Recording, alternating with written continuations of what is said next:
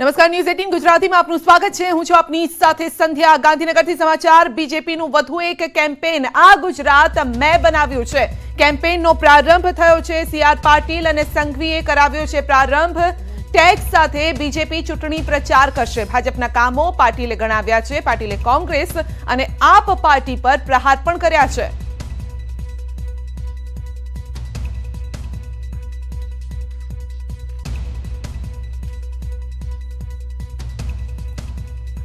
પાર્ટીના પ્રદેશ અધ્યક્ષ સીઆર પાટીલે આજે પ્રચાર કેમ્પેન લોન્ચ કરેલું છે। તેમની સાથે જ વાત કરીએ। પાટીલ સાહેબ, સત્તાવાર રીતે ગુજરાતની જે ચૂંટણીનું કેમ્પેન જે છે તમે લોન્ચ કરેલું છે, કઈ રીતે ગુજરાતીઓને અપીલ? આજે અમે જે બે ગીત લોન્ચ કર્યા અને ગઈકાલે આદરણીય પ્રધાનમંત્રી નરેન્દ્ર મોદી સાહેબે મેં બનાવ્યું છે ગુજરાત, એની સાથે જે લોન્ચ કર્યું એને જે પ્રતિસાદ મળી રહ્યો છે એ જોતાં મને ચોક્કસપણે લાગે છે કે દરેક ગુજરાતીના મનમાં જે ભાવ છે કે મેં બનાવ્યું છે ગુજરાત, પ્રધાનમંત્રી નરેન્દ્ર મોદી સાહેબનો પરિશ્રમ અને અમારો ભરોસો, એના કારણે ગુજરાત ડેવલપ થયું। પાટીલ સાહેબ, કોંગ્રેસને કઈ જગ્યાએ જોઈ રહેલા છો? વિપક્ષની અંદર કોંગ્રેસ વિપક્ષમાં છે અને જે પોતાના સ્થાનથી હતી એમાં મને લાગે છે ખૂબ મોટા ઘટાડા સાથે અમે પાર્ટીને જોઈ રહ્યા છીએ। આમ આદમી પાર્ટી પણ વારંવાર આવે છે, એમના બે મુખ્યમંત્રીઓ ગુજરાતની અંદર હોય છે, અઠવાડિયામાં 2 દિવસનો પ્રવાસ કરતા હોય છે, કઈ રીતે પડકાર? આ પાર્ટીએ હમણાં જ 4 જેટલા અલગ અલગ રાજ્યોની અંદર ઇલેક્શન લડ્યા। ત્યાં ફક્ત એમની હાર નથી થઈ, પરંતુ એમના તમામ ઉમેદવારની ડિપોઝિટ જપ્ત થઈ ગઈ છે।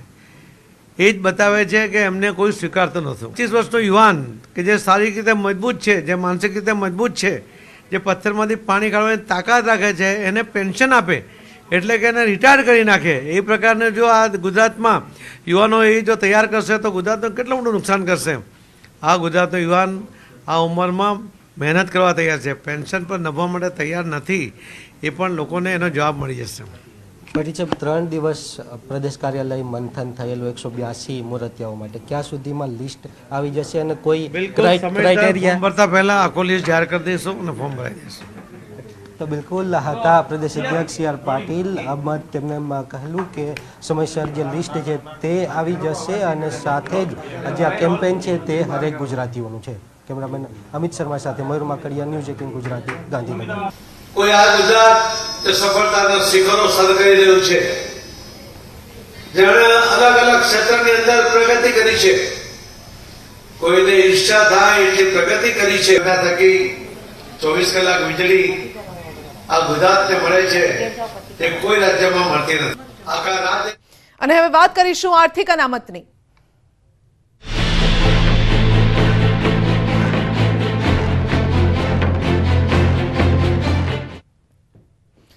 આર્થિક રીતે નબળા વર્ગ માટે 10% અનામતની કાયદેસરતા પર સુપ્રીમ કોર્ટે નિર્ણય આપ્યો છે। અહીંયા chief justice you Lalit, justice Dinesh Maheshwari જેમણે આ ચુકાદો આપ્યો છે। આ બેચનો આ નિર્ણય છે, સુપ્રીમ કોર્ટની બંધારણીય બેચનો આ નિર્ણય છે। તો દિનેશ મહેશ્વરી, જસ્ટિસ બેલા ત્રિવેદી અને જસ્ટિસ પારડીવાલાએ આર્થિક રીતે પછાત વર્ગ માટે અનામતને યોગ્ય ગણાવ્યું છે અને કહ્યું છે કે તેમને અનામત આપવાથી બંધારણની કોઈ જ કલમનો ભંગ થતો નથી। 5 માંથી 4 જજે આર્થિક રીતે પછાત લોકોને અનામત આપવાનું યોગ્ય ગણાવ્યું છે।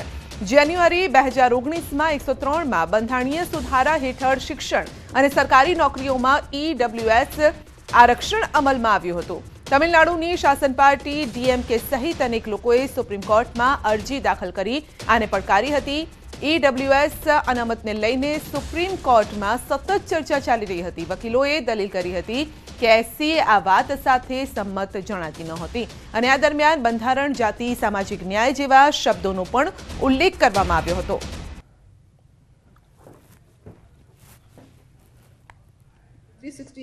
could not be said by any stretch of imagination to have been disregarded by the parliament.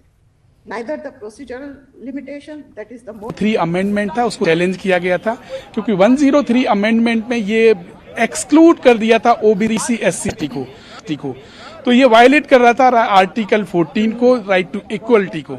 इस इशू को लेके याचिका फाइल हुई थी कि आप आर्थिक आधार पर आरक्षण दीजिए, मगर इस तरीके से एक्सक्लूज है, ये गलत हुआ है, जिसको माइनॉरिटी जो व्यू आया है चीफ जस्टिस और जस्टिस ईडब्ल्यूएस मुद्दे अमित चावडाનું નિવેદન છે એસસી એસટી ઓબીસી ફેરફાર ન કરવો ચાવડાનું કહેવું છે ईडब्ल्यूएसમાં નિર્ણયને અમિત ચાવડાએ આવકાર્યો છે તો કોંગ્રેસ પણ આવકારી રહી છે આ નિર્ણયને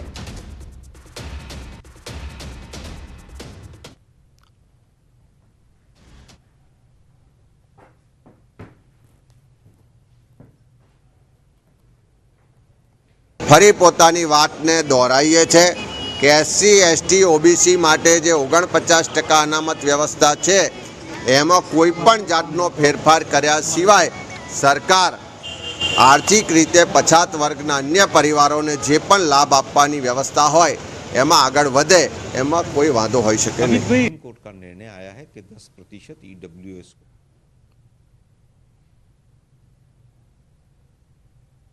सुप्रीम कोर्ट का निर्णय आया है कि 10% ईडब्ल्यूएस को आरक्षण दिया जाए। हम कांग्रेस पार्टी की तरफ से क्लियर कर देना चाहते हैं कि सुप्रीम कोर्ट का जो भी निर्णय आया है हम उसका स्वागत करते हैं और उम्मीद करते हैं कि इसमें गरीब जो वास्तव में गरीब बच्चे हैं उनको ज़्यादा से ज़्यादा बेनिफिट मिलेगा। राजनीति करना भाजपा का काम है, हम लोग केवल पिछड़ों को आगे लाने का काम करते हैं और ये सुप्रीम कोर्ट के निर्णय के ऊपर अगर कोई राजनीति करेगा तो मुझे लगता है कि उसको एक बार अपने गिरेबान में झांकना चाहिए। तो गरीब बाळकोने मळशे વધુ લાભ કોંગ્રેસ પણ આ નિર્ણયને આવકારી રહી છે। રાષ્ટ્રીય પ્રવક્તા આલોક શર્માએ ભાજપ પર જો કે નિશાન પણ સાધ્યું। આ સમયે રાજનીતિ કરવાનું કામ ભાજપનું છે, કોંગ્રેસનું નહીં, પરંતુ જ્યાં લોકોને ફાયદો થતો હોય તો તેની સાથે અમે પણ છે। ईडब्ल्यूएस મુદ્દે કોંગ્રેસ નેતા આલોક શર્માનું નિવેદન છે, કોંગ્રેસે સુપ્રીમ કોર્ટના નિર્ણયને આવકાર્યો છે।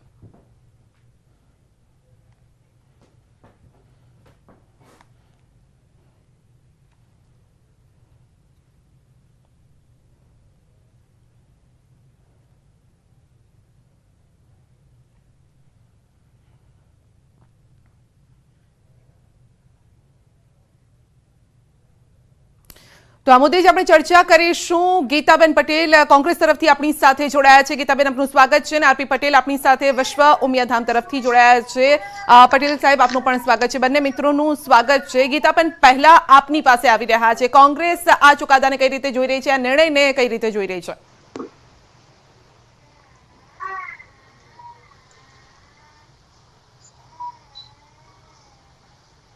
गीताबेन मारो अवाज पहुंचे छे आपने? हाँ, संध्या આવી રહ્યો છે। जी जी, पहलू आपનું નિવેદન શું છે, રિએક્શન શું છે આ મુદ્દે કોંગ્રેસનું? આમ કહેવા જઈએ તો સંધ્યા પાટીદાર અનામત આંદોલનમાં જેટલા પણ યુવાનોએ, કાર્યકર્તાઓએ, પાટીદાર સમાજના યુવાનોએ ખૂબ અને સાથ સહકાર સમાજના હિતની લડાઈ લડ્યા। એની અંદર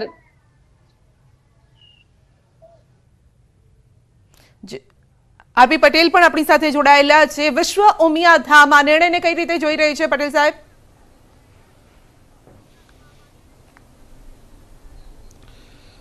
આજે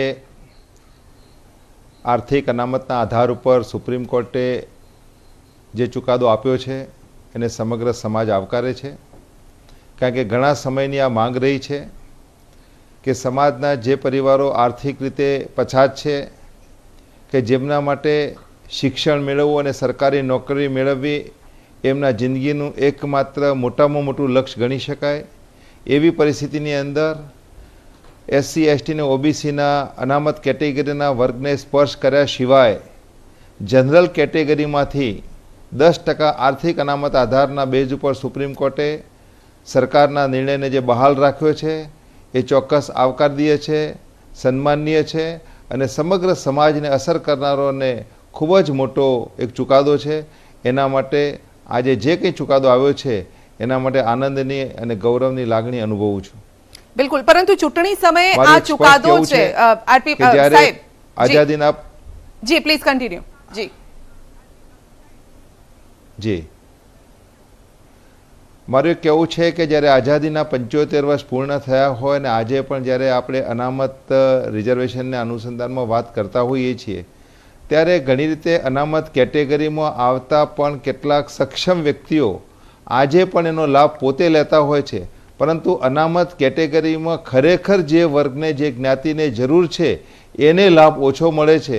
માટે મારી એક વસ્તુ સ્પષ્ટપણે માનવું છે જી જી પટેલ સાહેબ, આપ અમારી સાથે જોડાયેલા રહેશો. એક મહત્વના સમાચાર આવી રહ્યા છે ગુજરાતની રાજનીતિ અંગે. સૌથી મોટા સમાચાર. જી હા, ગુજરાતની ચૂંટણીમાં હવે નીતિશ કુમારની એન્ટ્રી. ગુજરાતમાં બીટીપી અને જેડીયુ વચ્ચે ગઠબંધન. જી હા, ગુજરાતની રાજનીતિના સૌથી મોટા સમાચાર છે. નીતિશ કુમારની એન્ટ્રી થઈ છે ગુજરાતમાં અને ગુજરાતમાં બીટીપી અને જેડીયુ વચ્ચે ગઠબંધન. નર્મદામાં બીટીપી કાર્યાલય પર બંને પ્રદેશ અધ્યક્ષની બેઠક થઈ છે. તો જેડીયુ બીટીપી ભેગા મળી અને સાથે ચૂંટણી લડશે. ગુજરાત વિધાનસભાની ચૂંટણી લડશે. જનતા દળ અમારા જૂના સાથી ફરી ભેગા થયા છીએ. તો આવતા દિવસોમાં વધુ ઉમેદવારો જાહેર કરવામાં પણ આવશે. બીટીપી એક લિસ્ટ જાહેર કરી ચૂકી છે, પરંતુ હવે જેડીયુ સાથે આ ગઠબંધન અને સાથે મળીને તેઓ જ્યારે અહીંયા ચૂંટણી લડવા જઈ રહ્યા છે ત્યારે કેટલાક જેડીયુના ઉમેદવાર હશે અને કેટલાક બીટીપીના સાથે મળીને તેઓ ચૂંટણી લડશે.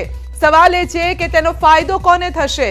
શું આ બંને સાથે મળીને જ્યારે ચૂંટણી લડે તો ફાયદો તેમને અને નુકસાન કોને થવાનું છે?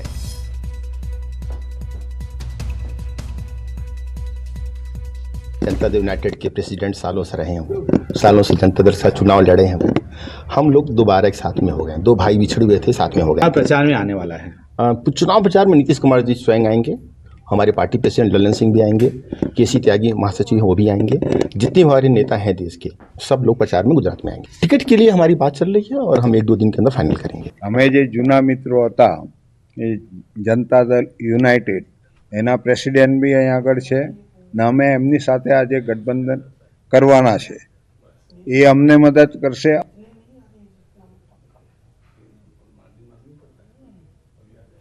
તો આપણે અનામત મુદ્દે આપણે ચર્ચા કરી રહ્યા છે. આરપી પટેલ સાહેબ પણ આપણી સાથે જોડાયેલા છે. ગીતાબેન પણ થોડી ક્ષણોમાં આપણી સાથે જોડાશે. તેમની સાથે પણ ચર્ચા કરીશું કે કોંગ્રેસ આના વિશે શું વિચારી રહી છે. પટેલ સાહેબ આપણી સાથે જોડાયેલા છે. જી પટેલ સાહેબ, આપ જે વાત કરતા હતા કે આર્થિક રીતે જે નબળા વર્ગ છે, ખાસ કરીને એ બાળકો જે ભણવામાં સક્ષમ છે, તેમને મોટો ફાયદો થવાનો છે આમાં.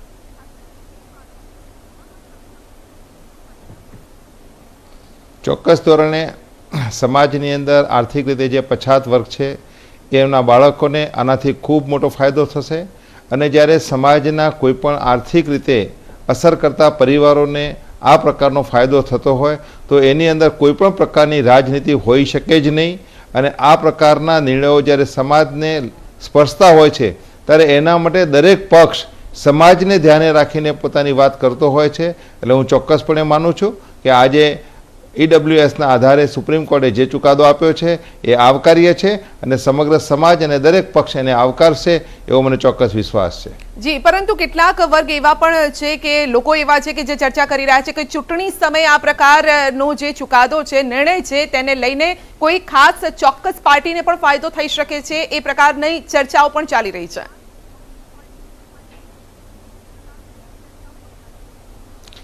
હું એવું સ્પષ્ટ માનું છું કે આની અંદર ક્યારેય કોઈ પક્ષને ફાયદો થવાની વાત એટલા માટે આવતી નથી કે સમાજના પછાત વર્ગને સ્પર્શતો મુદ્દો હોય અને જે તે વખતની જે તે સરકારે જ્યારે નિર્ણય સમગ્ર સમાજને ધ્યાને રાખીને લીધેલો હોય અને એ લીધેલા નિર્ણયની ઉપર જ્યારે કોઈ પણ એનજીઓ કે સરકાર જ્યારે સુપ્રીમ કોર્ટમાં ગઈ હોય અને સુપ્રીમ કોર્ટે જ્યારે ચુકાદો આપ્યો હોય ત્યારે સુપ્રીમ કોર્ટ માટે એ ક્યારેય મહત્ત્વનું નથી કે કયા પક્ષે આપ્યું કે કયા સમયે આપ્યું.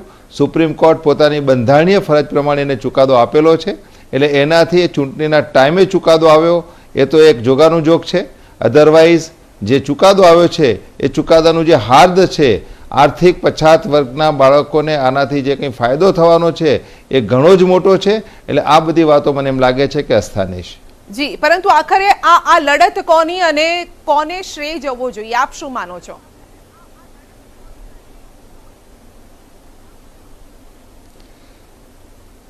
આની લડત અને શ્રેયની જો વાત કરતા હોઈએ તો સમાજનો જે પછાત આર્થિક રીતે પછાત વર્ગ છે એ પછાત વર્ગની જે લડાઈ હતી એ પછાત વર્ગની લડાઈને આનો શ્રેય જાય છે. અને એ લડાઈના અનુસંધાનમાં જે કોઈએ આવો હકારાત્મક નિર્ણય લીધો હોય અને એ નિર્ણયને લઈને જ્યારે સમગ્ર સમાજને એની અસર થાય છે તો એ તમામને આનો શ્રેય જાય છે. એટલે આમાં શ્રેય કોને જાય છે મહત્ત્વનું નથી, પરંતુ લાભ કોને થાય છે એ ખૂબ મહત્ત્વનું છે. અને લાભ આર્થિક રીતે પછાત વર્ગને જઈ રહ્યો છે અને એ પણ અનામત કેટેગરીને કોઈપણ જાતના સ્પર્શ કર્યા સિવાય જઈ રહ્યો છે. ત્યારે તમામ વર્ગને આનાથી ફાયદો છે. કોઈ વર્ગને આનાથી અન્યાય થતો નથી. એવા સંજોગોની અંદર આ ચુકાદો સર્વમાન્ય છે. બિલકુલ, ગીતાબેન પણ આપણી સાથે જોડાયેલા છે કોંગ્રેસ તરફથી. ગીતાબેન, ફરી વખત આપનું સ્વાગત છે. અને જે રીતે પટેલ સાહેબ પણ કહી રહ્યા છે વિશ્વ ઉમિયા ફાઉન્ડેશન તરફથી, તેમનું કહેવું છે કે જ્યારે મેં સવાલ કર્યો કે શ્રેય કોને જવો જોઈએ, તો તેમનું પણ એ જ કહેવું છે કે શ્રેય જેને જાય એનાથી મતલબ નથી, લાભ કોને થઈ રહ્યો છે સૌથી મોટી વાત એ છે. સંધ્યા, શ્રેય ગણવા જઈએ તો એ તમામ આંદોલનકારીઓનો શ્રેય છે, કારણ કે આંદોલનકારીઓએ એની અંદર આંદોલનકારીઓ ઉપર કેસો પણ થયા છે અને સાથે દુઃખ એ વાતનું છે કે પાટીદાર સમાજે 14 દીકરા પણ ગુમાવ્યા છે. એટલે ચોક્કસ એ ગુજરાતની અંદર જેટલા પણ આંદોલનકારીઓ હતા, જેટલા પણ ગામડે ગામડેથી યુવાનો આની અંદર જેને ભાગ લીધો હતો, આ શ્રેય ચોક્કસ એ આંદોલનકારીઓ અને પાટીદાર સમાજના યુવાનો ઉપર હું નાખીશ, કારણ કે એમની મહેનત અને આંદોલન થકી સરકાર પણ દબાણ લાવી ત્યારે આ સરકારે આપ્યું છે. ઘરે બેઠા આ સરકાર આપવા આવી નહોતી. અને સાથે સાથે હું આપના માધ્યમથી અમારા સમાજના આગેવાનોને પણ કહેવા માંગુ છું કે આ દીકરાઓ જે શહીદ થયા છે એને પણ ન્યાય મળે. સાથે સાથે જે દીકરાઓ પર કેસો થયા છે, મહિલાઓ પર જે કેસો થયા છે, જે દમન થયું છે, એની પર પણ સરકાર જલ્દીથી જલ્દી એ કેસો પાછા ખેંચે. કારણ કે શ્રેય લેવો એ સરકારે જાહેરાતો કરીને શ્રેય લઈ લેશે, પણ જે યુવાનો પર કેસો થયા છે એના પર આજ પણ મોહર લાગતી નથી, એના પર આજ પણ લોલીપોપો લાગી રહ્યા છે. કારણ કે એ જ મારે સમાજના આગેવાનોને પણ ટકોર કરવી છે. એક દીકરી તરીકે મારી ફરજ બને છે કે હું એમને કહી શકું. પણ સંધ્યા, આ શ્રેય, કારણ કે ગુજરાતની અંદર ઈડબ્લ્યુએસ ની જાહેરાત પણ ઘણા ટાઈમ પહેલા થઈ ગઈ હતી ને આજે સુપ્રીમ કોર્ટે એના ઉપર મોહર માની છે. હું આભાર માનું છું, કારણ કે છેવાડાનો ગામડાનો વ્યક્તિ જે છે એ આના ઉપર સંધ્યા ઘણા હજુ સુધારા વધારા કરવાની જરૂર છે. માત્ર ને માત્ર ઈડબ્લ્યુએસ મળવાથી એનો ફાયદો છેવાડાના ગામડા સુધી નથી મળવાનો. હું આપના માધ્યમથી સરકારને વિનંતી કરું છું કે આના સેન્ટરો તાલુકે તાલુકે ખોલવામાં આવે, કારણ કે મારા જાતના અનુભવ છે. કેટલી વાર હું પણ એ આયોગની અંદર જઈ ચૂકી, ચેરમેન ક્યારે હાજર હોતા નથી અને એના ઉપર જે 15 લાખ લોનની સહાય હોય, એના સિવાય જે ફોર્મો ભરવાની પદ્ધતિ હોય, એમાં હજુ ઘણા પણ યુવાનો આજ પણ ધક્કા ખાઈ રહ્યા છે. એના ઉપર ઘણા સુધારા વધારા હજુ કરવાની જરૂર છે. માત્ર જાહેરાત કરવાથી ફાયદાઓ ઘર ઘર સુધી નથી પહોંચવાના. એટલે મારી એવી વિનંતી છે સરકારને કે તાલુકા સેન્ટર ઉપર સેન્ટરો ખોલવામાં આવે, જેથી કરી ગામડાનો યુવાન છે જેની પાસે કોઈ વ્યવસ્થા નથી, કારણ કે આર્થિક અનામત એ જ પાસું બતાવે છે કે જે આર્થિક રીતે સક્ષમ નથી એને જ આનો ફાયદો મળવાનો છે. બિલકુલ, પરંતુ આગળ આપનો સવાલ હતો ગીતાબેન, આપનો સવાલ હતો કે આ શ્રેય પાટીદાર આંદોલન સાથે જોડાયેલા લોકોને મળવો જોઈએ, જે શહીદ યુવાનો હતા તેમને મળવો જોઈએ. પટેલ સાહેબ, આ શ્રેય આપો છો? કારણ કે આ પહેલાના સવાલમાં જ્યારે મેં પૂછ્યું ત્યારે તેમણે કીધું કે શ્રેયનો મતલબ નથી, લાભ કોને મળે છે એ મતલબ છે. પરંતુ લડત જ જો ન લડી હોત તો અહીંયા સુધી આ પહોંચ્યું પણ ન હોત, લાભ પણ ન મળ્યો હોત. આપ આપાવ છો આ શ્રેય પાટીદાર અનામત આંદોલન સાથે જોડાયેલા એ લોકોને, તમામ આંદોલનકારીઓને અને જે શહીદ થયા યુવાનો પાટીદારો તેમને?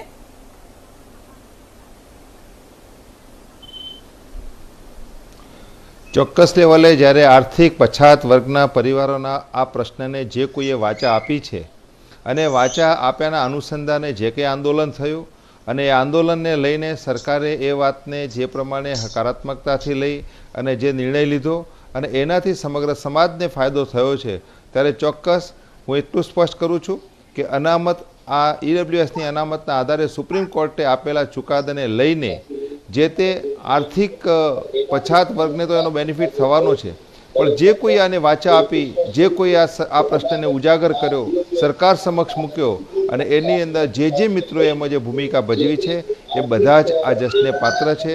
સરકારે એના અનુસંધાનમાં જે નિર્ણય લીધો એ પણ એક હકારાત્મક અભિગમ રહ્યો છે અને એને લઈને સમગ્ર સમાજને ફાયદો થયો છે. ત્યારે આ વાત માટે હું ચોક્કસ કહું કે લાભ કોને મળ્યો એ મહત્વનું છે, પરંતુ જે કોઈ આના માટે જે કંઈ નાનો મોટો પણ સહયોગ આપ્યો છે એ દરેકનો આને જશ મળતો હોય છે. બિલકુલ, પરંતુ જ્યારે લાભ લેવાની વાત હોય છે, લાભ મળે સારી વાત છે, પરંતુ એ લાભ લેતા લેતા ઘણી જટિલ પ્રક્રિયાઓમાંથી પણ ગુજરવું પડે છે બાળકોને જેને લાભ મળવાનો હોય છે. આપ માનો છો પટેલ સાહેબ કે આ જે જટિલ પ્રક્રિયા છે તેમાંથી થોડી કઈ સરળ પ્રક્રિયા થવી જોઈએ, અને જેવી રીતે ગીતાબેન પણ કહી રહ્યા છે કે સેન્ટર પણ ગામડે ગામડે નજીકના સેન્ટરમાં તાલુકા લેવલ હોય કે ત્યાં એ પ્રકારના સેન્ટર ઊભા થવા જોઈએ, જેથી બાળકોને આ લાભ લેવામાં વધારે પડતી મુશ્કેલીનો સામનો ન કરવો પડે.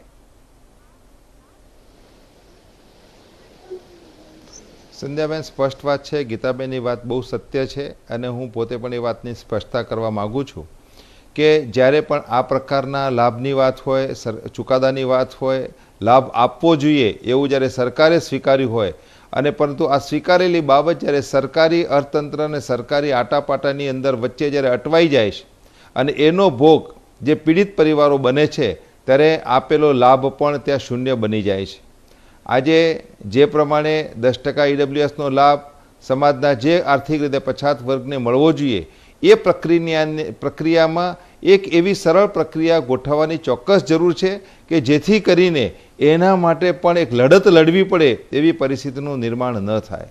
આજે અનામત આંદોલનને લઈને જે આયોગ અને નિગમની રચના થઈ છે એ આયોગ અને નિગમની રચનાની અંદર પણ સરકારે સ્વીકારેલી જે બાબતો છે એ સ્વીકારેલી બાબતોને લઈને પણ જ્યારે વિદ્યાર્થીઓને એમને પોતાની અરજીના અનુસંધાને એનો ઝડપી નિર્ણય અને એનો લાભ મળવો જોઈએ એ મળતો નથી અને એના કારણે જાણે અજાણે પણ એ વિદ્યાર્થીઓમાં એક અજંપા પરી પરિસ્થિતિનું નિર્માણ થાય છે અને એ પરિસ્થિતિના કારણે ફરી પાછું દરેકને પ્રશ્ન થાય કે નિર્ણય આવી ગયો, સરકારે સ્વીકારી લીધું અને છતાં પણ ફાયદો ક્યાં? ફાયદા માટે લડત લડવી પડે છે, ફાયદા માટે ધક્કા ખાવા પડે છે. એ પ્રકારની પરિસ્થિતિ ઊભી ન થાય સુધારવાની તે જોવાની ચોક્કસ જરૂર જવાબદારી છે. પણ હવે સરકારની રહેશે, તંત્રની રહેશે. ગીતાબેન, આપનો પણ આભાર અને પટેલ સાહેબ આપનો પણ આભાર અમારી સાથે જોડાવા બદલ. તો જે બાળકોને લાભ મળવાનો છે તેનાથી સૌ કોઈ ખુશ છે, પરંતુ એ જટિલ પ્રક્રિયામાંથી ગુજરવું ન પડે તે જોવાની જવાબદારી હવે સરકારની છે.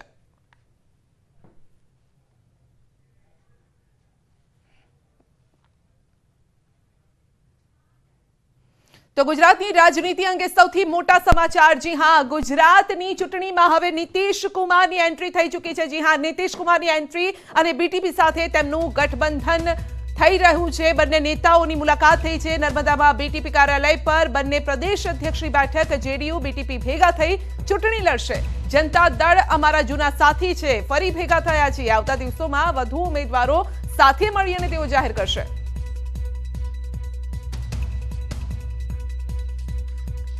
તો આ અંગે જ સીધી વાતચીત કરીશું. બીટીપી તરફથી છોટુભાઈ વસાવા આપણી સાથે સીધા જ જોડાઈ રહ્યા છે અને તેમની સાથે વાતચીત કરીએ. જી છોટુભાઈ, ગુજરાતની રાજનીતિના સૌથી મોટા સમાચાર છે જેડીયુ બીટીપીનું ગઠબંધન. હા, આ કરવું જ પડે એવું છે. સામે બી જે સત્તામાં છે એ લોકોએ કોઈ કચાશ રાખી નથી અમને પરેશાન કરવાના. ગુજરાતની વસ્તીને મોંઘવારીથી, બેરોજગારીથી, બીજા મોરબી જેવા ઇસ્યુથી. હવે બીજા મોરબી જેવા ઇસ્યુ વધારે નહીં થાય, ગરીબ લોકો, નિર્દોષ લોકો નહીં મરે, એના પ્રયાસ રૂપે અમે આ બધું કરી રહેલા છે ગઠબંધન, ને એ લોકોને હટાવવાની વાત છે. હવે એમને જરાક બી શરમ લાગતી હોય નરેન્દ્રભાઈને, ભૂપેન્દ્રભાઈને, અમિત શાહને, તો આટલા બધા કાંડ, આટલા બધા લોકો દુઃખી છે, આટલા બધા બેરોજગારી છે, મોંઘવારી છે, એમાં કોઈ જીવી શકે એવું નથી, તો એમનાથી કામ નહીં થાય તો છોડ દેવું જોઈએ. એને લોકોને પરેશાન શા માટે કરે છે? મારે એમ કહ્યું, ઈવીએમ લાવીને બોગસ મતદાન કરાવવાનો. આ ચૂંટણી જેવું છે જ નથી ને, આ દાદાગીરી જ છે આ લોકોની. સત્તામાં નહીં હોય તો એક સીટ બી નહીં જીતે. આ તમને કહું, એવા જે પરિબળો છે આ દેશની અંદર, એની સામે લડવા માટે અમે બધાને ભેગા કરશું. હા, બિલકુલ ફાયદો થવાનો છે. લોકસભામાં બી ફાયદો થવાનો છે, એકલો વિધાનસભામાં જ નથી થવાનો.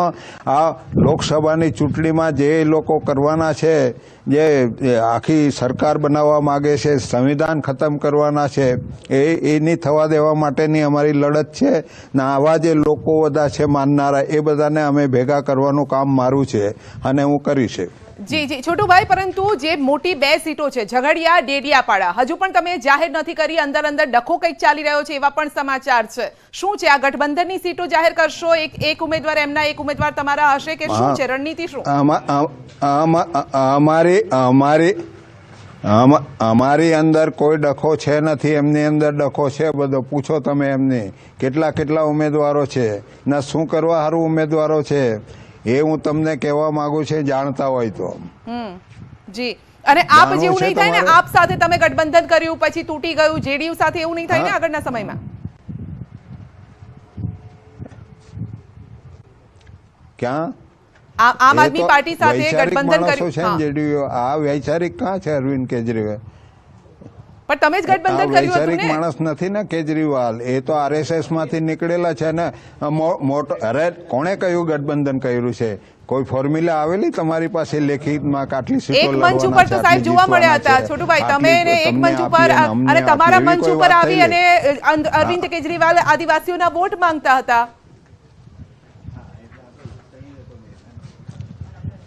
એ તો કોઈ લવ થઈ જાય તો હાથે જોવા બી મળે છોકરા છોકરીને, કાલે નહીં બને તો છૂટા થાય, એમાં શું છે મારે. ઓકે આ કજોડાનું હતું એવું ને? ટૂંકમાં કજોડું હતું એટલે આગળ ના વધી શક્યું. એનીવેઝ, કેટલી સીટો પર તમે જીત જોઈ રહ્યા છો? આ ગઠબંધન જેડીયુ બીટીપી કેટલી સીટો પર જીત?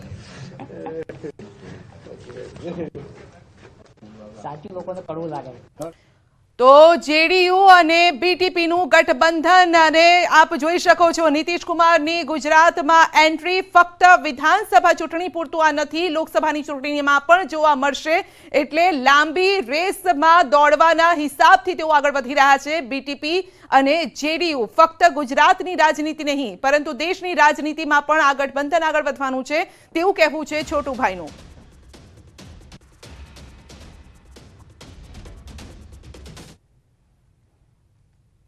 બુલેટિનમાં અત્યારે બસ આટલું જ, પરંતુ વધુ સમાચાર અપડેટ માટે જોડાયેલા રહેશો ન્યૂઝ 18 ગુજરાતી સાથે. નમસ્કાર.